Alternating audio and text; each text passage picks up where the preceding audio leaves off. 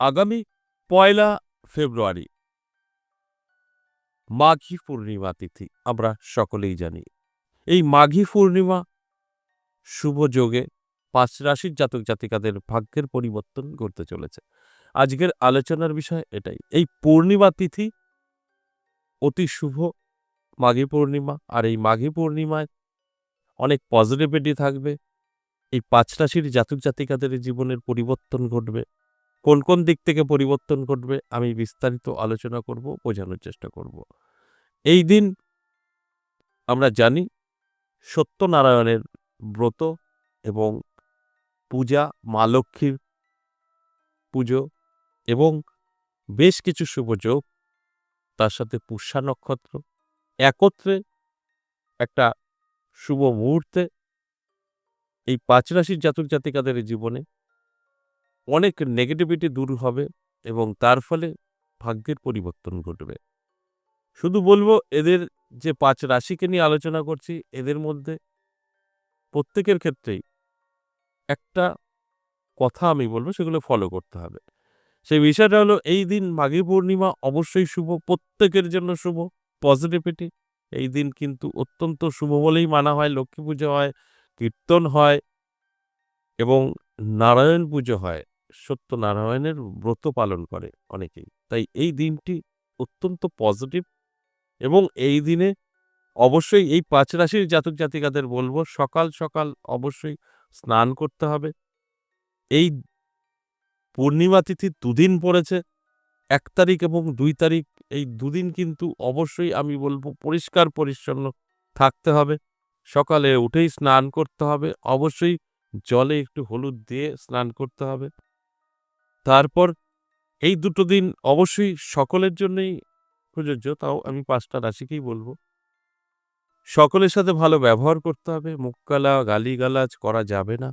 তবেই কিন্তু আমার এই আলোচনাগুলো মিলবে তাদের সাথে। কোন কোন দিক থেকে মিলবে? বহুদিনের আটকে থাকা কাজগুলো ক্লিয়ার হবে, যে কাজগুলো বহুদিন ধরে আটকে ছিল। এছাড়াও ইনকাম বৃদ্ধি পাবে। এর প্রভাব থাকবে ১৪ দিন। এই ১৪ দিনের মধ্যে জীবনের বড় বড় পরিবর্তন ঘটবে, আর্থিক উন্নতি হবে, আটকে থাকা টাকা পয়সা যেগুলো আপনার কোনো পাবার সম্ভাবনা ছিল না, সেখান থেকে সেগুলো পেতে পারেন। এই অর্থ রিলেটেড ঘটনাগুলো কিন্তু আপনাদের পজিটিভ ঘটবে। এটা অনেক বড় পাওয়া। কিন্তু ওই যে একটাই কথা, আপনাদের অবশ্যই এই দুটো দিন পরিষ্কার পরিচ্ছন্ন অর্থাৎ স্নান আদি করে কারোর সাথে অশান্তি ঝগড়া করা যাবে না। সকলকে ভালোবাসা দিয়ে এই দুদিন থাকতে হবে। তবেই কিন্তু এই শুভ ঘটনাগুলো আপনাদের জীবনে ঘটবে এবং আপনারা আপনাদের স্বপ্ন পূরণ করতে পারবেন। বিস্তারিত আলোচনা করব। আলোচনা তো থাকছেই, তার আগে আমার সাথে কিভাবে যোগাযোগ করবেন সে বিষয়টা একটু বলে নিই। নমস্কার, জয় মা কামাখ্যা, জয় মা তারা। যারা ভীষণভাবে বিপদে আছেন, বহু জায়গায় গিয়ে কোনো রকম রাস্তা খুঁজে পাননি, আমি তাদের উদ্দেশ্যে বলব, একবার হলেও আমার সাথে সাক্ষাৎ করতে পারেন। যাদের প্রয়োজন আছে, যাদের প্রয়োজন নেই তারা আসবেন না। কি করবেন? সাক্ষাৎ করতে হলে আপনাকে আসতে হবে নদিয়া বীরনগর, না হলে তারাপীঠ। নদিয়া বীরনগর আমি আমার নিজের মন্দিরে থাকছি সপ্তাহে ৩ দিন, সোমবার, মঙ্গলবার, বুধবার। আর তারাপীঠ ইংরেজি ভাষা শুরু শেষ। দুটো ক্ষেত্রেই আপনাকে কল করে নাম লিখে দিতে হবে। দেখবেন স্ক্রিনে একটি 62 দিয়ে নাম্বার আছে, কলিং নাম্বার। ওখানে কল করবেন, বিস্তারিত আপনাকে বলবে, নামটা লিখে দেবেন, টাইমে চলে আসবেন। এবার হতে পারে আপনি বহুদূর থেকে দেখছেন, আপনার আসা সম্ভব নয়। সেক্ষেত্রে বলব আপনি অনলাইন চেম্বারও দেখাতে পারেন। আপনি আপনার জায়গায় বসে। অনলাইন চেম্বার বৃহস্পতি, শুক্র, শনি ৩ দিন আমরা করি।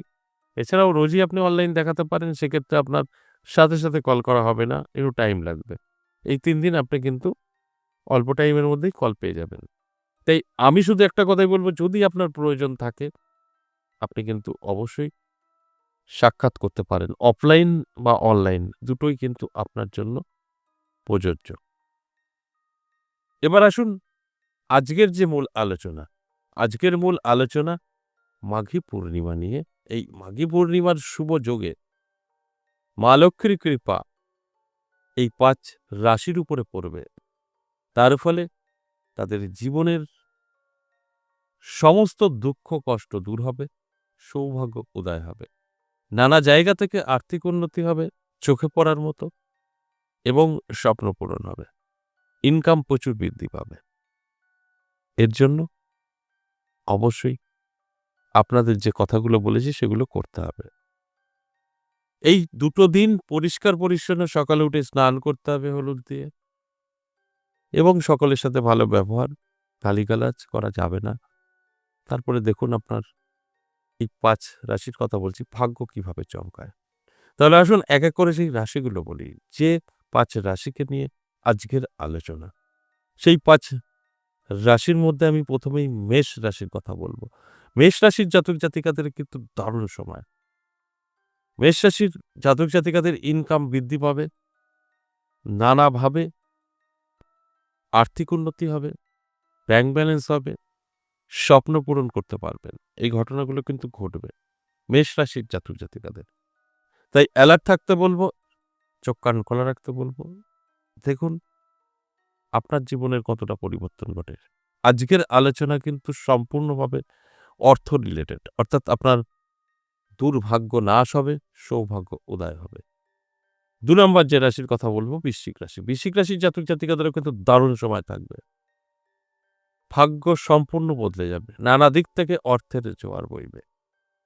তাই অ্যালার্ট থাকতে হবে অবশ্যই। অ্যালার্ট থাকুন, চোখ কান খোলা রাখুন।